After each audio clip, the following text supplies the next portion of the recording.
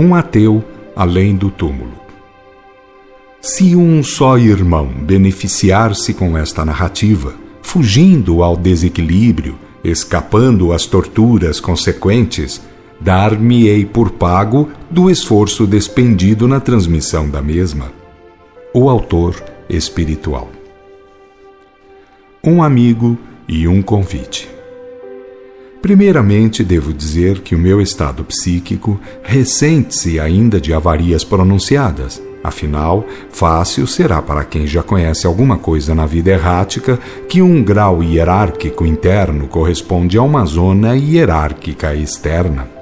Assim, pois, sendo o planeta sólido circundado de zonas concêntricas e superpostas, ou céus, como se dizia antigamente, simples será compreender que, à medida que for o espírito se iluminando internamente, tanto mais irá tendo ingresso em zonas mais divinizadas. Também não quero entendam esta teoria de um modo dogmático, porque um plano qualquer desses comporia gradações várias de seres. Entre o que seja mais evolvido em uma zona e o que esteja em ponto antípoda, uma infinidade de pequenas variações existem. Uma zona, ou faixa, portanto, sendo já especificação hierárquica, não deixa de ser também, de um modo geral, genérica quanto ao padrão médio em si. Entende-se, portanto, que dentro de uma zona hierárquica existe campo para muitos poderem ensinar e aprender.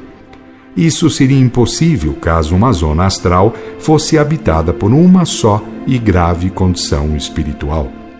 Os céus, portanto, embora crescendo em expressões à medida que se afastam da crosta, nem por isso comportam menos umas tantas heterogeneidades. Sabe a lei regula os fenômenos da vida em qualquer de suas manifestações. Disso dúvida não deve permanecer em ninguém. E quem pensar em céu à moda católica ou protestante, um céu sem toda uma interminável cadeia hierárquica, pode estar certo de que, ao ter de enfrentar a realidade, ao desencarnar, terá também de modificar o seu modo de pensar. E isso já fará um grande bem ao Filho de Deus, esse filho das futricas teologais, dos despeitos religiosistas, dos interesses conchavistas das religiões. E se acharem que estou avançando muito, deixem também para mais tarde fazerem um juízo qualquer. É que, embora todas as religiões preguem o bem, teoricamente, nem por isso deixam de fazer certas guerras, bem mais imundas do que as feitas pelos políticos e militaristas. Pelo muito que os religiosismos usurpam dos seus crentes, com os seus padres e suas futricas fetichistas, que outra coisa não são os formalismos que vendem, bem poderiam falar um pouco mais de verdade. E no caso de não a ter, melhor não seria que a procurassem?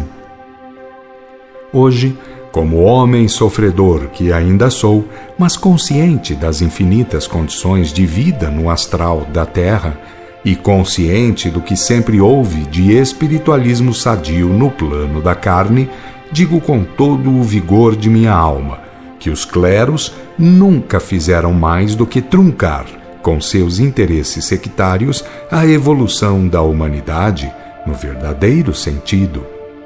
Tendo, pois, oportunidade de falar aos que ainda medram nos planos densos, faço-o com prazer, ao lado de miríades de outros que, ao redor da terra, fazem a mesma coisa, para o mesmo fim, que é ilustrar o homem a respeito das infinitas possíveis condições de vida, na erraticidade, quando o tal denso plano tiverem de abandonar.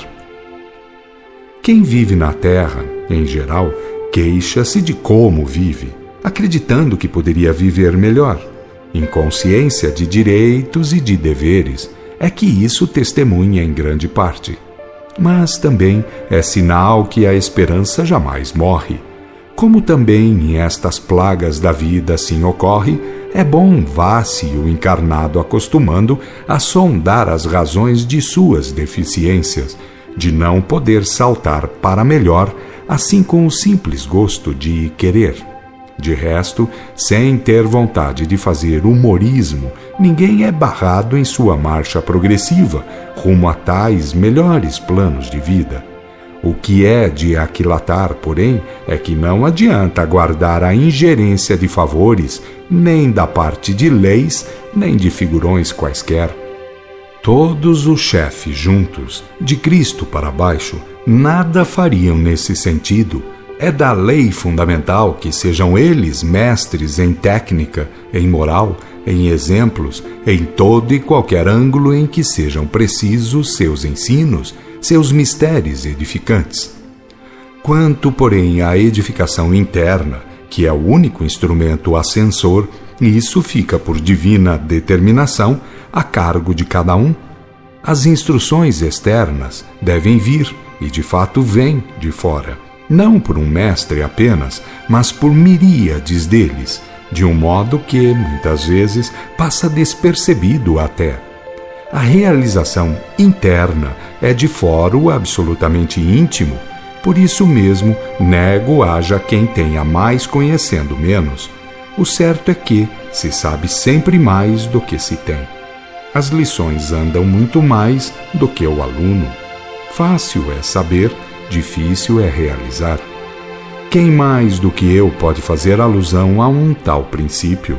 De tal modo dirige a suprema lei o universo e seus fenômenos, em todos os sentidos, em todos os planos, que saber mais e proceder menos corresponde a sofrer mais e ter menos direito de reclamar. Isso já é muito sabido, em vista do que disse Jesus. Mas é sabido teoricamente, porque, em base prática, não creio que haja na Terra, como pessoa encarnada, quem dê cabal desempenho ao dever de proceder em conformidade com o que sabe, de ordem moral e espiritual. Fui, pois, como pouco mais ou menos o são todos os homens, um transgressor da lei. O mal todo foi o que sabia sobre ela, e não o que dela ignorava. Ela não dá a quem já não possa de fato ter, nem pede qualquer coisa a quem de fato nada tenha dado. É nesta linha mecânica e moral que tem sua atividade, e é por isso que o homem, que julga ter de um dia enfrentar um tribunal que não sabe onde está localizado, sente-se em si e por si mesmo logrado, ao deparar com o juiz interno, que o faz entrar na posse daquilo que edificou, seja o que for, expressões indizíveis de luz ou abismos tenebrosos. O seu a seu dono, tal a lei da lei suprema. E quem atende reclamações? Com quem reclamar? Por que forma? Onde? Há, sem dúvida, uma saída para tudo. Reclamar? Apresentar razões? Tudo é possível e justificado, basta ir reclamar precisamente aonde se cometeu a falta, no íntimo de cada um, revolver atos tristes, misérias que tais, destruí-las a umas, reparar a outros, atirar fora os pedregulhos e encher-se de bens divinos. É certo que, às vezes, antes que tal se possa fazer, muitos decênios devamos aos planos limbosos. Depois de resgatados os erros moralmente, começará então a reparação técnica, brandamente. E quem tem de desmanchar um ato por ser ruim e repor um bom no local, já não perde em tempo alguma coisa? Com a dor do reparo moral e o tempo necessário para reparar tecnicamente, somado tudo, não daria para concordar em que viver do melhor modo seria trabalhar menos e lucrar mais? Todos nós, homens e mulheres do mundo astral, imaginamos muito nisso. Temos esperanças fortes nos efeitos do Consolador ostensivo, em seus tremendos avisos, nas suas lições de amor e temor. Não obstante, o Espiritismo não se responsabilizará jamais pelos atos dos seus adeptos. O sacerdócio estará sempre muito acima das ações dos seus sacerdotes. Por isso, já vi muitos espiritistas em lugares nada recomendáveis, aqui por essas bandas. O reino do céu não é dos religiosos, é de quem for mais verdadeiro. Não foi a verdade que Jesus recomendou como libertadora? E se ela toma no mundo humano aspecto moral e científico, por que anda o homem a desprezá-la enquanto cuida em comprar e vender disparates litúrgicos? Sei bem que é por falta de experiência, neste caso, que ninguém despreze as caríssimas lições da vida.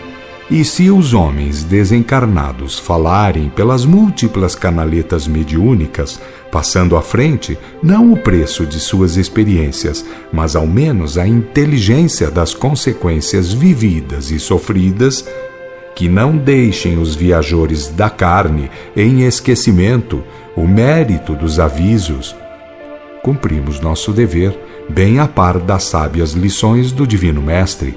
Foi quem avisou muito sobre os méritos do Consolador como distribuidor de informes precisos.